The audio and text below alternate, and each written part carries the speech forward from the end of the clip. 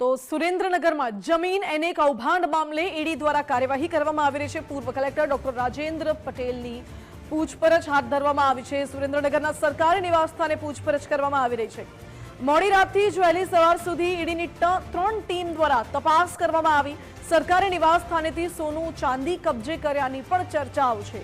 Surendranagar ACB કચેરીએ રાજેન્દ્ર પટેલ સામે ગુનો નોંધાયેલો છે। રાજેન્દ્ર પટેલના પીએ અને નાયબ મામલતદાર સામે પણ ગુનો દાખલ થયેલો છે। જમીન કૌભાંડને લઈને ઈડીએ 23 ડિસેમ્બરે દરોડા પાડ્યા હતા અને હજુ પણ તપાસનો ધમધમાટ ચાલી રહ્યો છે।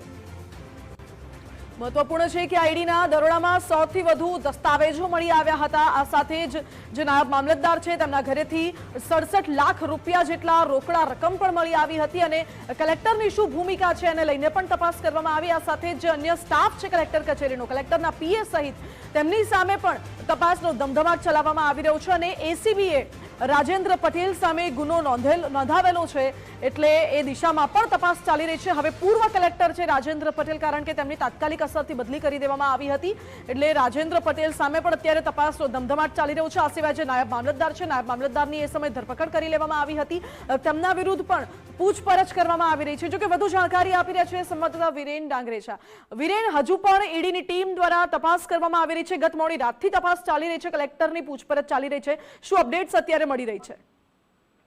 ચોક્કસથી માનસી વાત કરો, સુરેન્દ્રનગર જિલ્લામાં ઈડીની ટીમો દ્વારા ફરી તપાસનો ધમધમાટ શરૂ કરવામાં આવ્યો છે। ખાસ કરીને આ અંગેની વાત કરો તો પૂર્વ કલેક્ટર ડોક્ટર રાજેન્દ્ર કુમાર પટેલને સાથે લાવી તેમના સુરેન્દ્રનગર ખાતેના સરકારી નિવાસસ્થાને પૂછપરછ હાથ ધરવામાં આવી છે। મોડી રાતથી વહેલી સવાર સુધી ઈડીની 3 જેટલી ટીમો દ્વારા તપાસનો ધમધમાટ શરૂ કરવામાં આવ્યો છે। જ્યારે પ્રાથમિક તપાસમાં સરકારી નિવાસસ્થાનેથી મોટા પ્રમાણમાં ચાંદી કબજે કરી હોવાની હાલ ચર્ચાઓ વહેતી થઈ છે, તેમજ ઈડીની ટીમો બાદ હજુ પણ વધુ તપાસ હાથ ધરવામાં આવશે અને ત્યારબાદ વધુ નવા ખુલાસાઓ બહાર આવે તેવી શક્યતાઓ કહેવાઈ રહી છે। આ મામલે મોટા પાયે જમીન કૌભાંડ મામલે ઈડી દ્વારા ગત 23 ડિસેમ્બરના રોજ દરોડા પાડવામાં આવ્યા। આ મામલે સુરેન્દ્રનગર એસીબી કચેરી ખાતે જિલ્લા કલેક્ટર, નાયબ મામલતદાર, કલેક્ટરના પીએ તેમજ ક્લાર્ક સામે અપ્રમાણસર મિલકત અંગેનો ગુનો પણ નોંધવામાં આવ્યો છે। જી માનસી।